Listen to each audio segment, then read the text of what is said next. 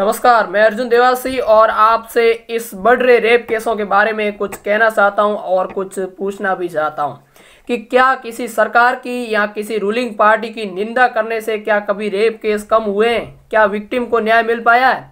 और उन लोगों के खिलाफ भी क्या कोई कानूनी कार्रवाई होनी चाहिए जो भरी अदालत में संद पैसों के लिए एक मुजरिम की पैरवी करते हैं, एक रेपिस्ट को हमेशा निर्दोष साबित करने में तुले हुए होते हैं। याद रखिए, वो लोग भी उन अपराधियों से कम नहीं है। जो रेपिस्ट है वो भी उनसे बड़े अपराधी है जो उन अपराधियों को बचाते हैं और उन्हें शरण देते हैं। इस वजह से ही तो अपराध कम नहीं हो रहे हैं, क्योंकि उन्हें मालूम है कि आज हम कोई अपराध करके जेल में जाएंगे तो कल एक काला कोट पहने हुए आएगा और हमें यहाँ से बाहर निकाल ले जाएगा। जब रेप जैसे घिनौने अपराध होते हैं तो नेता एक दूसरे की निंदा करते हैं, और जब अपराध यूपी में हो तो प्रियंका गांधी सबसे आगे आती है और निंदा करती है और सीधे सीएम से उनका इस्तीफा मांगती है। वही अगर अपराध राजस्थान में हो तो प्रियंका गांधी कुछ बोलती भी नहीं है, और जो यूपी में बीजेपी की रूलिंग पार्टी है वो राजस्थान की सरकार से उनका इस्तीफा मांगती है। क्या यही न्याय देने का तरीका है? आप एक दूसरे के ऊपर आरोप लगाते रहो और यहाँ पे विक्टिम बेचारा अदालत के चक्कर काटते काटते इतना परेशान होता है कि कई लोग तो सुसाइड कर लेते हैं और कई लोग तो उल्टा कल्प्रिट साबित हो जाते हैं कोर्ट में।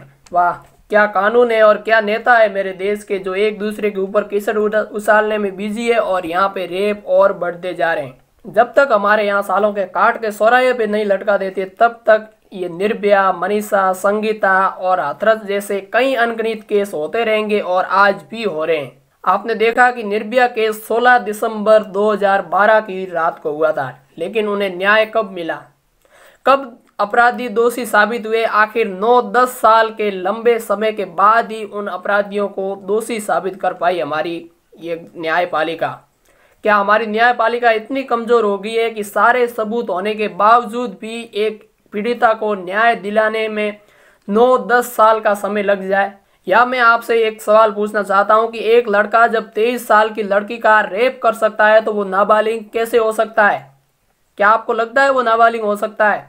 यहाँ पर फेसबुक और ट्विटर पर हैशटैग ट्रेंड करवाने से आज तक ना ही किसी को न्याय मिला है और ना ही आगे मिलेगा। अब मैं आपसे एक लास्ट सवाल पूछना चाहता हूं कि क्या आपका इस रेप केस जैसे बढ़ते घिनौने अपराधों के बाद भी न्यायपालिका पर कोई भरोसा रहा है?